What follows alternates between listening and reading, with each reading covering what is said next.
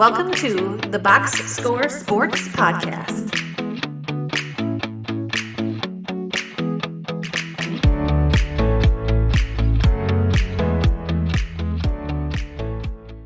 Welcome back, everybody, to the Box Score Sports YouTube channel. I'm your host, Ryan, and with me is Eric. We are going to just really quickly talk about our instant reaction after the Buccaneers lost to the Detroit Lions 20-6. I am a Lions backer. They're my second favorite team. My brother, Eric.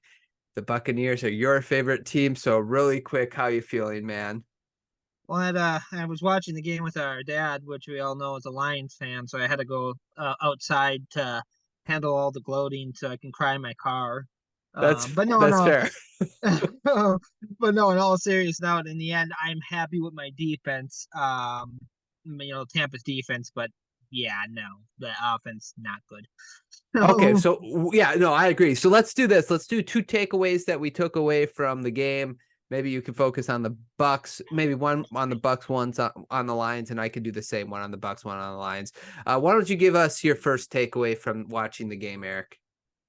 The Bucs offense was not ready, or it's more like missed opportunities, I guess, in my opinion, more than not ready, I guess. Let me quickly change that because we know that like they only put up 6 points, 2 field goals, but the interception by Baker, I think I texted you if he was 6'3", that wasn't getting tipped. Yeah. And that's where the height comes in. That's one of the negatives of being a shorter quarterback. But if that would have gone to Evans, which there's no guarantee that he would have completed it with the fact that he missed 2 other big opportunities, or maybe even 3 other big opportunities, if I remember correctly.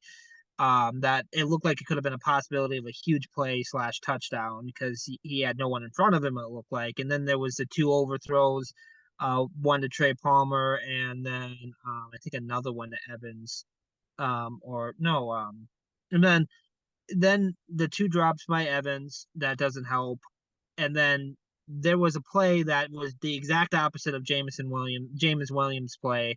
Um, Williams made the catch on the maybe not quite a 50-50 ball, but he made a great adjustment catch for the touchdown where Devin Tompkins he got the ball pulled out for him. So I believe the Bucs defense looked amazing, but the offense left a lot on the field, missed a lot.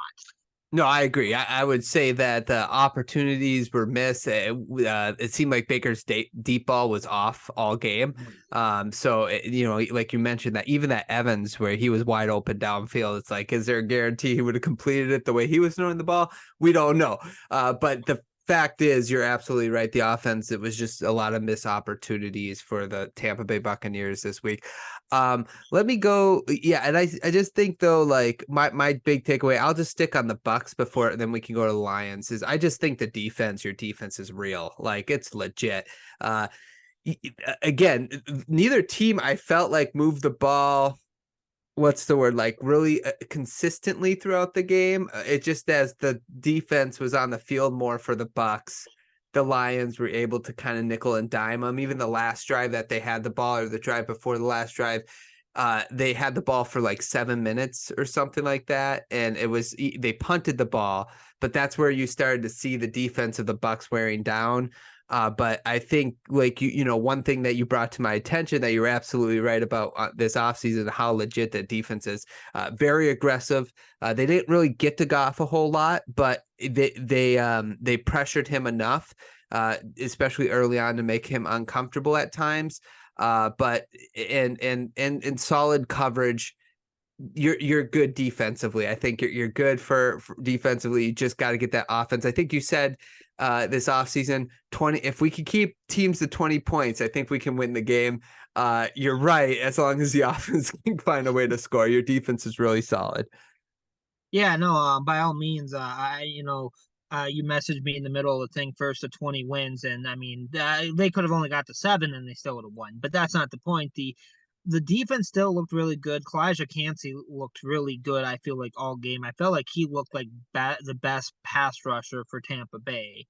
I think overall, only 20 points to a Lions team who's been putting up points against everyone. I think is a good sign.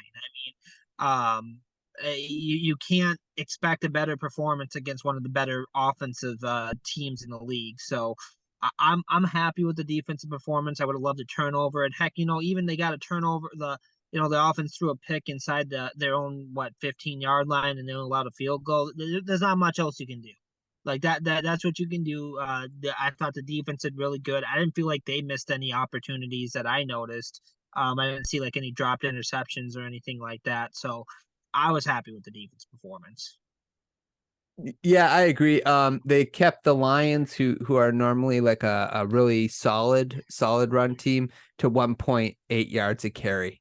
So I mean, yeah, they did excellent. Okay, what's your last takeaway after watching this game? For the Bucs or for the Lions this time? Either one. I'll let you choose. Um, I was actually just gonna say that sorry, I keep saying Williamson, Jamison Williams. Yeah. That I love that play by him. Like I didn't think it was not only it wasn't the world's greatest pass by Goff. He made a good adjustment. He got the ball and even was a defender kind of like right in his hip pocket there. That was a good play. So I think the addition to him to that offense is going to be very scary, especially when they get their running backs back, because Montgomery went out the rest of the game and they didn't have Gibbs. That offense is only going to get better. Is kind of a scary thought because Goff he looks good. Yeah. Like Hasn't he? he looks good. Like Yeah.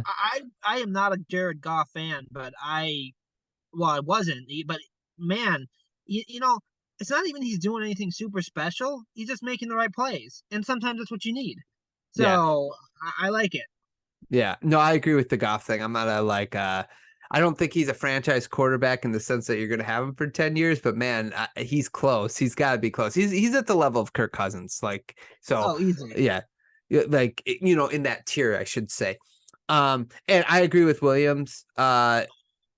He adds something to this offense. This offense did not have, which is that long, deep threat. He can get downfield very quickly. And like you said, winning that 50-50 ball.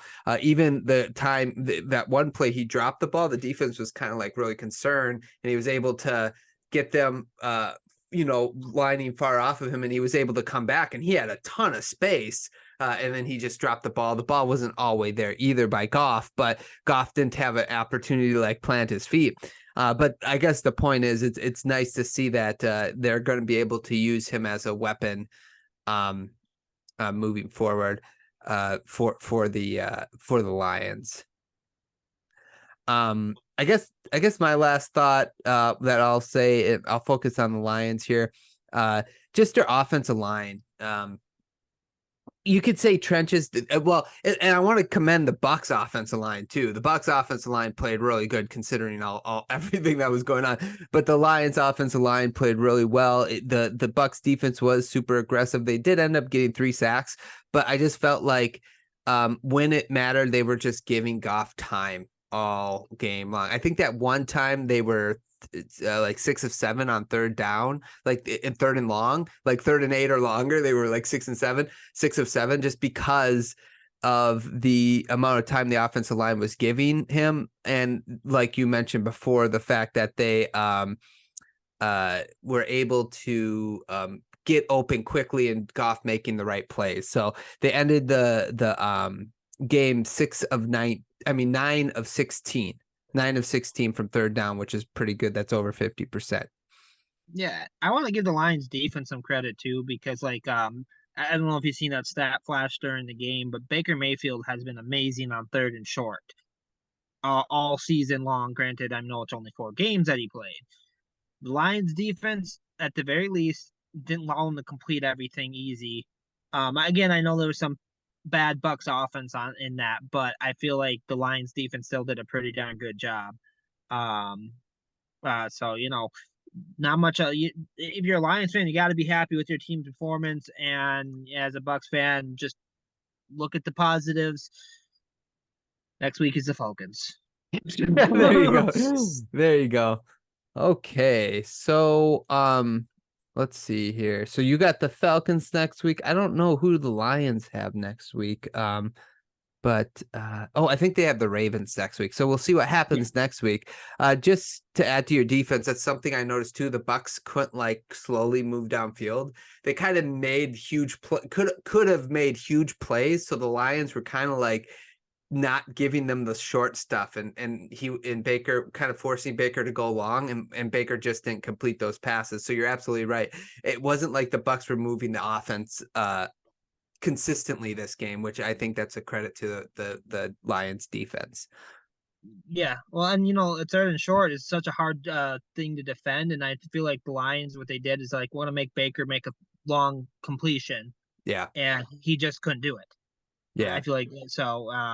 And then when he did have a decent, well, he just couldn't connect, and hopefully he gets that cleaned up and next week and whatnot that doesn't happen again. But in the end, it is what it is. Yeah, I'm sad as a Bucs fan, but you know what? I think the rest of the NFC South lost this week too, so we're still on top of the division, number one in something right now. So I will take it. Yeah, exactly. Yeah. So hopefully better things on the horizon. Sorry, it's getting dark here. No, that's okay. Yeah, okay, we'll just end it there. Thanks, Eric, for joining me real quick. For everybody else, let us know in the comments down below what you thought of the game, maybe a takeaway. If you didn't watch this game but watched a different game, let us know your thoughts on that game instead. Subscribe, and also check out our podcast. We will be doing the great, the good, the bad, and the ugly for week 6, Erik and I, later this week, and that will be posted on YouTube as well, on our podcast as well. Thanks so much for listening. I hope you guys enjoyed. We'll talk to you guys soon. Thanks so much for watching this clip of the Box Score Sports Podcast. I hope you guys enjoyed. If you haven't yet, please subscribe to our channel. Follow us on Instagram and Twitter or X. And we'll talk to you guys real soon. See ya.